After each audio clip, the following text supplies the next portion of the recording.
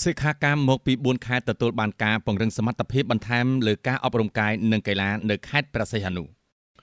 ក្រសួងអប់រំយុវជននិងកីឡាបានបិទសិក្ខាសាលាស្តីពីការផ្សព្វផ្សាយនិងណែនាំការប្រើប្រាស់សៀវភៅសិក្សាគោលមុខវិជ្ជាអប់រំកាយនិងកីឡាសម្រាប់សាលាបឋមសិក្សានារសៀលថ្ងៃទី10ខែកក្កដាឆ្នាំ2026ក្រោមអធិបតីភាពឯកឧត្តមកែប៊ុនទៀងរដ្ឋលេខាធិការក្រសួងអប់រំយុវជននិងកីឡាសិក្ខាសាលានេះបានប្រើរយៈពេល4ថ្ងៃគឺចាប់ពីថ្ងៃទី7ដល់ថ្ងៃទី10ខែកក្កដាដោយមានសិក្ខាកាមចំនួន46នាក់ក្នុងនោះស្ត្រី17នាក់មកពីខេត្តព្រះសីហនុកណ្ដាលព្រៃវែងនិងខេត្តកោះកុងគោលបំណងគឺដើម្បីពង្រឹងសមត្ថភាពលោកគ្រូអ្នកគ្រូក្នុងការប្រើប្រាស់សៀវភៅសិក្សាគោលនិងផ្លាស់ប្តូរបទពិសោធន៍បង្រៀន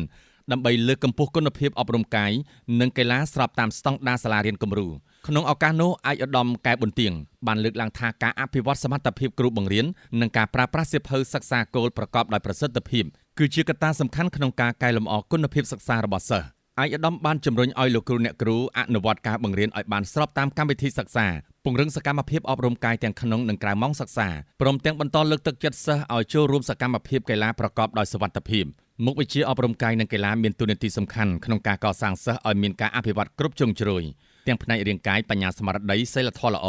និងជួយបណ្ដុះវិន័យភាពអត់ធ្មត់ការគោរពច្បាប់ស្មារតីសហការនិងភាពជាអ្នកដឹកនាំដែលជាគុណតម្លៃចាំបាច់សម្រាប់ការកសាងធនធានមនុស្សប្រកបដោយគុណភាពសៀវភៅសិក្សាគោលដែលត្រូវបានផ្សព្វផ្សាយមិនមែនគ្រាន់តែជាឯកសារសម្រាប់អានឬរក្សាទុកប៉ុណ្ណោះទេប៉ុន្តែវាត្រូវបានក្លាយទៅជាឯកសារគោលសម្រាប់ការអនុវត្តជាប្រចាំនៅក្នុងថ្នាក់រៀនផងដែរថ្នាក់ដឹកនាំមន្ទីរអប់រំយុវជននិងកីឡានិងការិយាល័យអប់រំគ្រប់លំដាប់ថ្នាក់ត្រូវបន្តតាមដានគាំទ្រនិងផ្តល់ប្រឹក្សាបច្ចេកទេសដល់សាលារៀនដើម្បីធានាថាការអនុវត្តកម្មវិធីសិក្សាប្រព្រឹត្តទៅប្រកបដោយគុណភាពនិងស្របតាមស្តង់ដារសាលារៀនគំរូ